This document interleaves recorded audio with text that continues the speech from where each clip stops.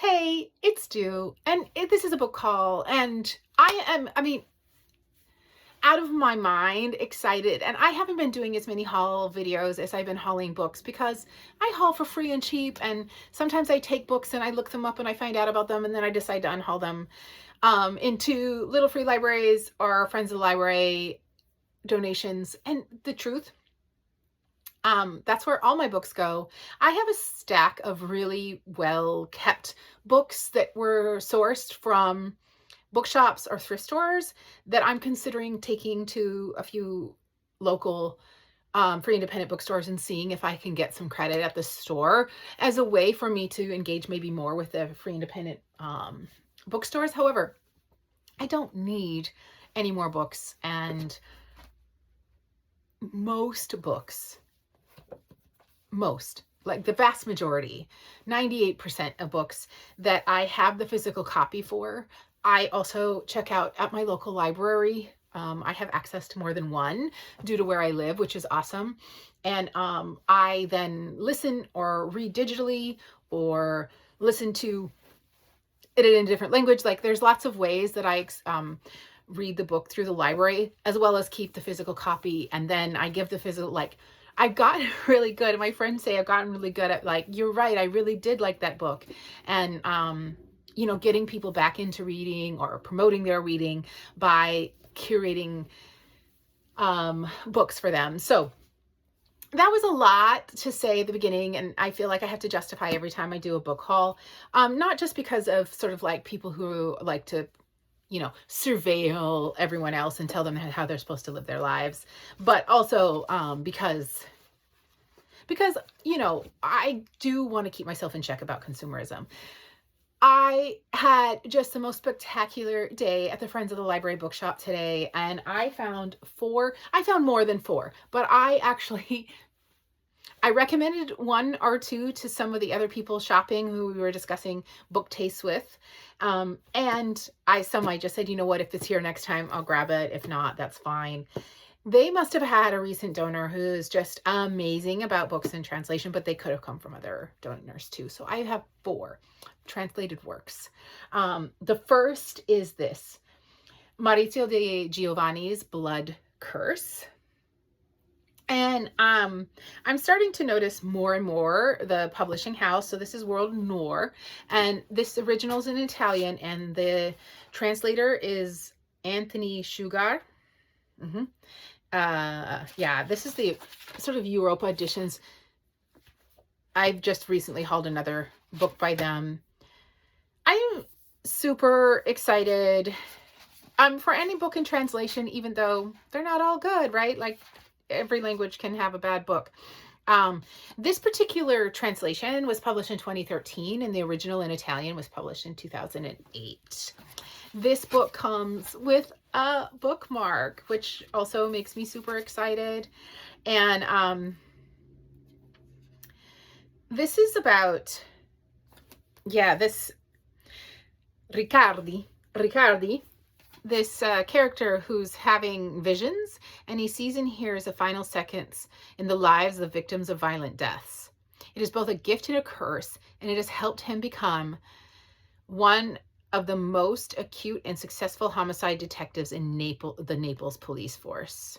So we're in Naples in 1931, and that's sort of the setting. And this is detective mystery type situation. Oh, we have I think it's Vides Hjort.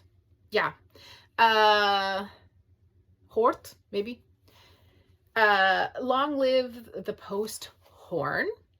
This is a book in translation from Norwegian, and the translator is Charlotte Barslund. And in this book, Eleanor, a frosty and detached PR consultant, has not been feeling herself lately. It's been a while since she felt much of anything. She is disillusioned with her job, and deeply ambivalent about her boyfriend.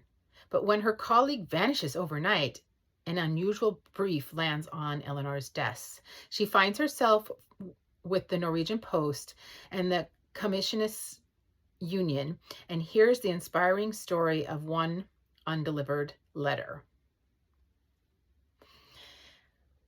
As her numbness yields to mania, the ball is set rolling on a strange and transformative 6 months. This is, the spine has this have never been even cracked. I don't even want to crack it too much now until I read the book. There is a bookmark in it, and this publication date is I think it's 2020 for this one, the translated version. As we just had the wonderful announcement of the Nobel Prize winner, here is a Nobel Prize winning author named Erta Müller, I think Romanian, German. And this is The Hunger Angel, and it's translated, I'm not sure if it's from the Romanian or the German. I'm sorry, I don't know about this book, by Philip Boehm. This, again, is such a it's got deckled edges. I love that. I know some people don't, but I really love a hardback with that, and it is in a perfect condition hardback. So what? This is going to be historical fiction because it's in an icy morning in January 1945 when the patrol came. So this is going to be post World War II. World War II is just ending. And 17-year-old Leo Amberg to deport him to a camp in the Soviet Union. Leo would spend the next 5 years in a coke processing plant, shoveling coal, lugging bricks, mixing mortar, and battling the relentless calculus of hunger and that governed the labor camp.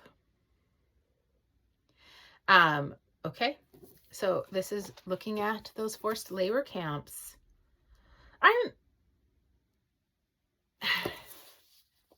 I think this book came out right after. This is post the winner of the Nobel Prize. But 2009 is the original. Yeah, no, it was maybe the year of. And this translated version was 2012. Going to be a heavy read. The last book in translation that I have to talk about is Traitor, a Thriller by Jonathan de Shalit. And this is translated from Hebrew. And it's KGB, Cold War, spy, thriller kind of situation. And I am interested a little bit in that as a topic. I mean, it's overexplored perhaps in, movies. I like my spy thrillers from time to time. And to read a book in translation that's a spy thrilling is a little bit exciting for me. So this goes on mystery thriller, and I have recently just unhauled some things without having read, and some things that I'm planning to read very shortly on mystery thriller. So I'm glad to have a book that I'm really looking forward to reading on that shelf. Okay, the next are just also spectacular finds, and it was a little bit hard. I really was like, okay, those 4, that's enough. But there was something about this book that called to me, and I think that this book might even still have been there the next time I go next week. But I just felt really compelled towards it, and this is Hexus by Charlotte Ellsby. And this printing company, or this publishing company, is The Clash, and I did look them up. I'm becoming more interested in learning about these publishing houses, and it seemed like a stellar just group of individuals who are they're fiction and nonfiction. I think there was like a lot of, and this gives a real horror vibe, like and by the way, horror, as I've said before, really isn't my genre, but this is a novella. And I just feel like, and it's signed to somebody, and I just feel really compelled to read books by these smaller printing presses and check it out. Just see how this goes. The synopsis is on the back, and it's in this white font that I can't read in unnatural light without like giving me some kind of a headache. So I won't give a synopsis. In fact, I don't even know what this book is about. This was just my, okay, gotta have it, spontaneous buy, which kind of broke my rules a little, but as you just saw the book, maybe you can understand why. Ripeness by Sarah Moss is a 2025 publication. So, you know, every time you find an extremely contemporary and like contemporary fiction relevant book in these thrifting situations, you get super excited. And I'm saying universal you because that's how I feel. And I'm pretty sure that's felt pretty ubiquitously between the book hauling community. This is maybe an Irish author, and this book follows, the story, I believe it starts in Italy, and then there's migration and immigration to Ireland, and there's a sibling maybe in the United States, and so it's looking at, you know, families living all over the world, what it's like to start over, migrate, immigrate, and you know, take on new languages, cultures. I think that that's the premise of this book. It's rural Italy and starts in the 1960s. Decades later, happily divorced, recently moved, and full of new energy, Edith has fashioned a life of contentment and comfort in Ireland. So yeah. Whenever I haul these like really recent books, I feel more like I gotta read this recently so that I can actually be reading sort of not incredibly backlisted books. And sometimes I do. Sometimes I lean into that compulsion, and then other times I just say, you know what, this books are to be read when they're read. Some contemporary fiction does sort of lose its relevance, and some books don't age well, but I'm even willing to kind of if I read this book next year would be more than fine. The only reason I held this book, so that there were two that this is The Tin House is from a small publishing company from Portland, Oregon, and I don't think that this book,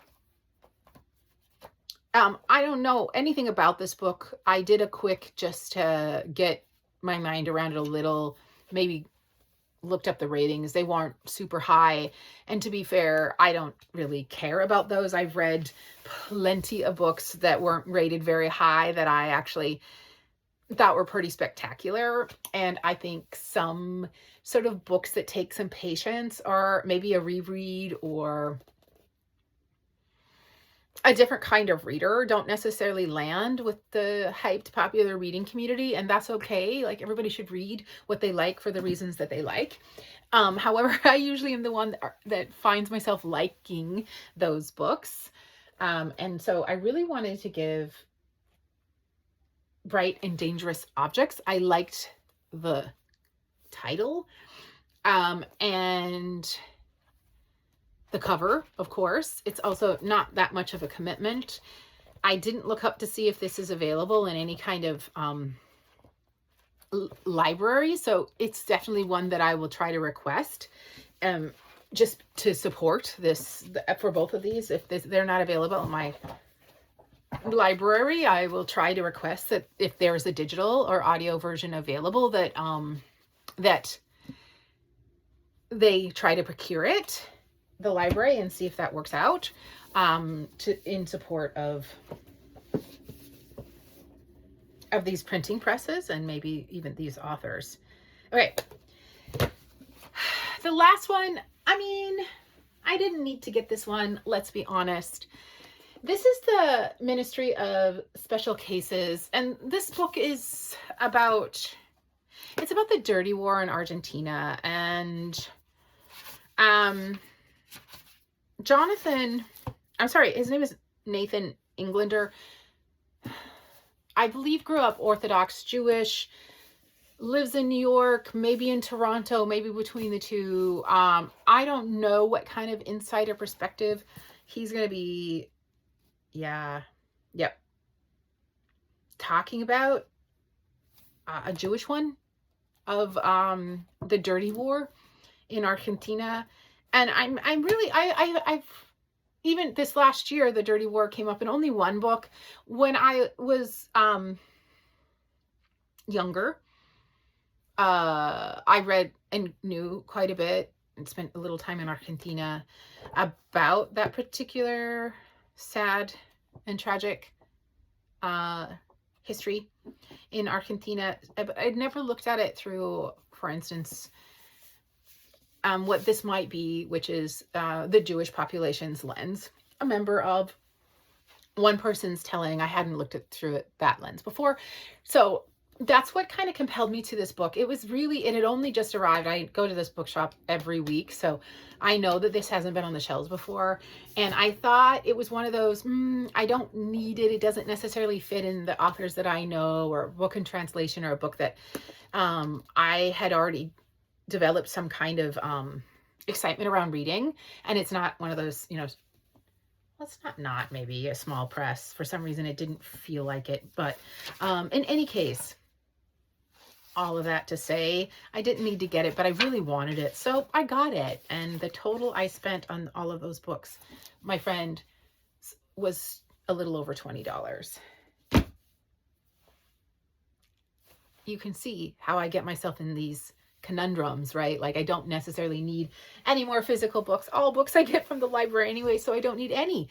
But there is something really deliciously wonderful about owning books, holding them, and talking to people about them, and then being able to actually give them, rather than just a book recommendation, to friends, loved ones, or folks who are, you know, also readers or interested in becoming readers. So there you have it. I don't think I've had a better book haul, to be honest. I don't know if I've had a better book haul.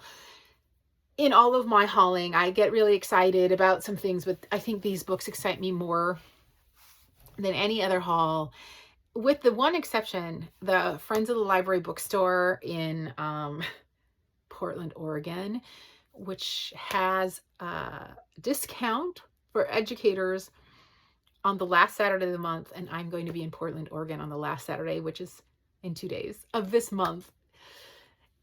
And I'm going to have to probably haul books, and they might be like, I might have to set them side by side and be like, which was a more exciting haul. I might make a video about that. I might not. We'll see.